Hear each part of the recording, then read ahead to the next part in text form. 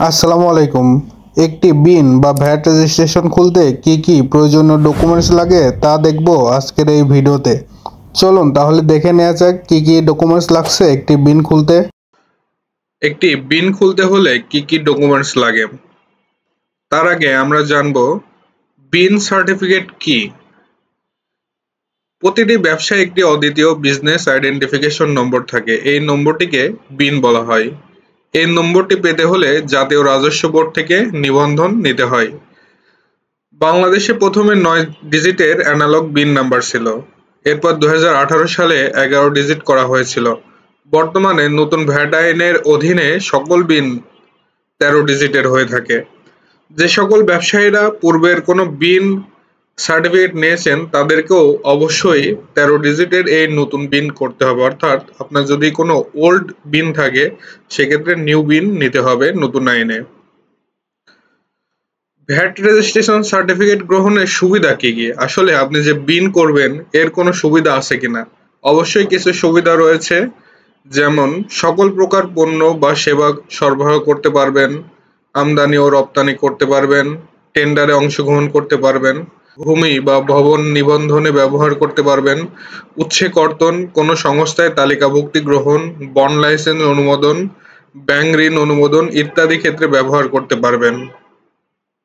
বিন certificate করতে কি কি ডকুমেন্টস লাগবে?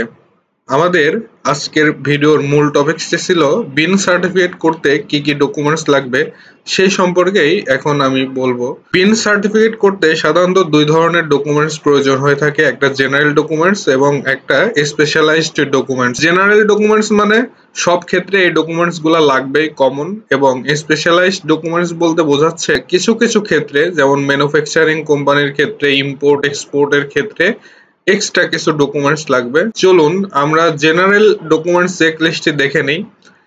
জেনারেল ডকুমেন্টস চেক লিস্টের প্রথমে রয়েছে এনআইডি অর পাসপোর্ট, অর্থাৎ যিনি বিনটি করতে যাচ্ছেন মালিকের এনআইডি, এবং মালিক যদি বিদেশি হয়ে থাকে সেক্ষেত্রে তার পাসপোর্ট লাগবে। টিন, প্রপার্টিশিপ কোম্পানির ক্ষেত্রে মালিকের টিন নাম্বার লাগবে।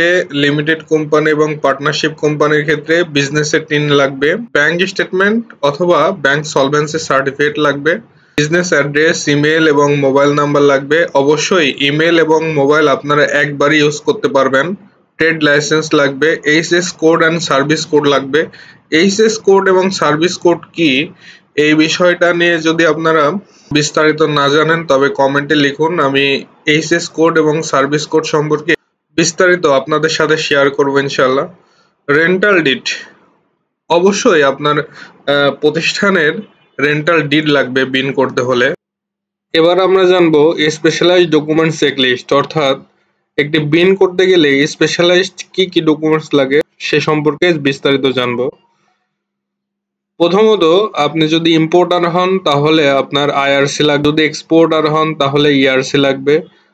আপনার প্রতিষ্ঠানটি যদি লিমিটেড কোম্পানি হয় সেক্ষেত্রে আপনার ইনকর্পোরেশন সার্টিফিকেট লাগবে, শিডিউল 10 লাগবে এবং ফর্ম 12 লাগবে।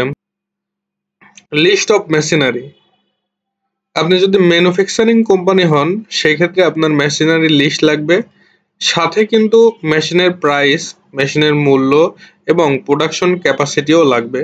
আপনার ফ্যাক্টরি লেআউট প্ল্যান লাগবে। আপনি যদি ম্যানুফ্যাকচারিং কোম্পানি হন সেক্ষেত্রে আপনার ফ্যাক্টরির মেশিনারি লেআউট অথবা ফ্যাক্টরি লেআউট প্ল্যান লাগবে। ফায়ার লাইসেন্স, আপনি ম্যানুফ্যাকচারিং কোম্পানি হলে এবং আপনার একটি ফ্যাক্টরি থাকলে অবশ্যই আপনার ফায়ার লাইসেন্স লাগবে। ফ্যাক্টরি লাইসেন্স, আপনি যদি ম্যানুফ্যাকচারিং কোম্পানি হন সেক্ষেত্রে আপনার কিন্তু ফ্যাক্টরি লাইসেন্স লাগবে। ইনপুট আউটপুটের ইনফরমেশন লাগবে, অর্থাৎ প্রজেক্টেড মূসক 4.3 আপনার একটি পূরণ করতে হবে। যারা প্রজেক্টেড 4.3 বুঝেন না তারা বিস্তারিত কমেন্ট করলে আমি মূসক 4.3 এর উপর একটি প্র্যাকটিক্যাল ভিডিও দিব ইনশাল্লাহ। আশা করি একটি বিন সার্টিফিকেট করতে কি কি ডকুমেন্টস লাগবে তার বিস্তারিত আপনারা জেনেছেন। বিন সম্পর্কিত এবং ভ্যাট রিটার্ন সম্পর্কিত যে কোনো সমস্যা থাকলে যোগাযোগ করতে পারেন আমাদের সাথে। ভ্যাট এবং ট্যাক্সের গুরুত্বপূর্ণ টিউটোরিয়াল পেতে ট্যাক্স পালস কনসালটেন্সির সাথেই থাকুন।